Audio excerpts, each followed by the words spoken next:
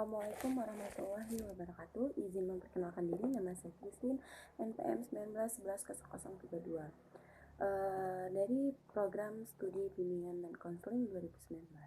Baiklah, di sini saya akan mempresentasikan hasil observasi individu saya sendiri di sekolah, yakni SMA Negeri 1 Belambangan Umpu yang dinarasumberi oleh Ibu Ratu Sucia Veronica, SPD. Baiklah, yang pertama saya akan membahas tentang asesmen. Apa sih asesmen itu? Saya akan memberitahu pengertian asesmen terlebih dahulu. Pengertian asesmen adalah suatu proses pembelajaran kepada siswa. Sedangkan tes merupakan alat untuk pembelajaran siswa tersebut, bisa berupa alat alternatif, bisa berupa asesmen tradisional dan alternatif. Lalu, yang saya tanyakan di sekolah tersebut adalah, apakah pernah asesmen itu dilakukan di sekolah tersebut? Lalu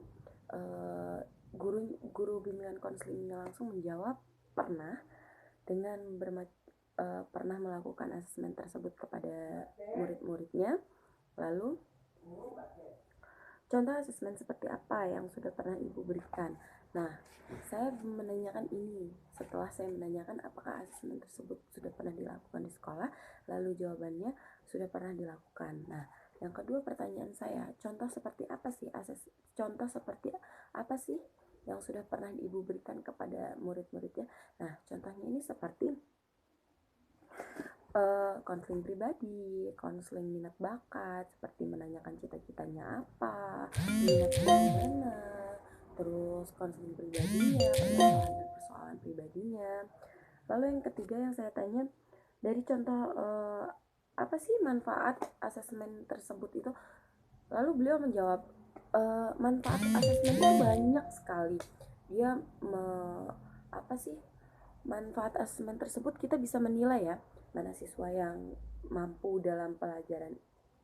Misalnya di pelajaran IPA, kita siswa ini mampu di pelajaran IPA, sedangkan di IPS dia tidak seberapa mampu. Tapi biasanya anak IPA cenderung bisa juga IPS, tapi itu tergantung sama anak-anak masing-masing. Nah, lalu kalau kita memaksakan anak tersebut, kalau kita tidak menggunakan asesmen tes tadi, kita akan berasumsi bahwa anak ini pintar di bagian IPA, tapi dia tidak memadai di IPA. Nah, itu yang akan membuat dia merasa ini suatu pemaksaan untuk diri saya. Saya tidak tahu diri saya bisanya di mana karena dia tidak memiliki introspeksi diri. Dia mampunya di mana dan dia tidak mampunya di mana. Nah, lalu penerapan apa saja sih yang sudah ibu berikan tentang asesmen? Nah, penerapan apa saja? Penerapan yang sudah dilakukan dia itu tentang narkoba, seks bebas. Lalu dia juga membahas tentang tidak boleh berpacaran dahulu sebelum boleh berpacaran, tetapi tidak boleh, harus ada batasnya, karena setiap orang ini memiliki suka sama lain gitu loh, dalam artian memiliki cinta rasa terhadap orang lain gitu. Jadi kita sebagai guru atau orang tua di lingkungan sekolah tidak bisa memaksakan kehendak anak, tidak bisa memaksakan cinta anak kesini, termasuk cinta mereka ke lingkungan segala macam. Makanya di sini guru BK yang berada di sekolah ketika melihat anak-anak yang berada di lingkungan sekolah untuk berpacaran, nah di situ guru BK wajib menegur. Itu gunanya penerapan asesmen tes di sekolah.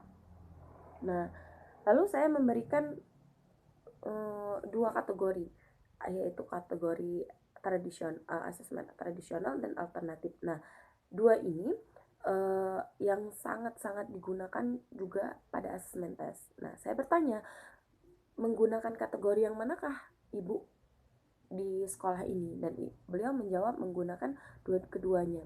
Ketika dia tidak bisa tradisional, dia menggunakan alternatif.